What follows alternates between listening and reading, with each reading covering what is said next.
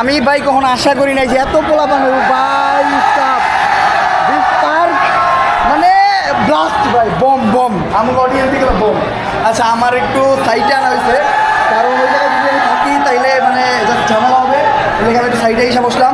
দাদা তোমরা সবাই গোসল করো, একটু পরে আইতাছি, ঠিক আছে? আর এখন আমি ড্রিম হলিডে পার্কের সাউন্ড সিস্টেম রুমে আসছি। এই যে উনি এই জায়গার সব সাউন্ড কন্ট্রোল করে। উনি বলতে যে আপনি জানায় আসেন নাই কে, জানায় আসলে হয়তো আমি ওইভাবে অ্যারেঞ্জ করতাম, বাট আমি শিওর ছিলাম না যে এই জায়গায় আমি আসবো।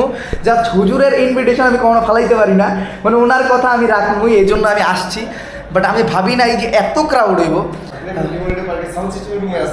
হ্যাঁ আমি জাস্ট এইগুলো সাউন্ড কন্ট্রোল করে। আচ্ছা এই জায়গায় যদি আমি মাইক দিয়ে কিছু করি ভাই কি শুনবো? হ্যাঁ শুনবো, তাহলে কি আমি বলতে পারবো? হ্যাঁ বলতে পারবেন। আচ্ছা তাহলে যদি আমার কোনো মেসেজ দেওয়ার থাকে সবাই রে, তাহলে আমি ইনশাল্লাহ মেসেজ দেবো সবাই রে। আপনাদের উদ্দেশ্যে এখন মামুন ভাই কিছু বলবে, তো একটু চুপ হই, সবাই একটু শান্ত হই।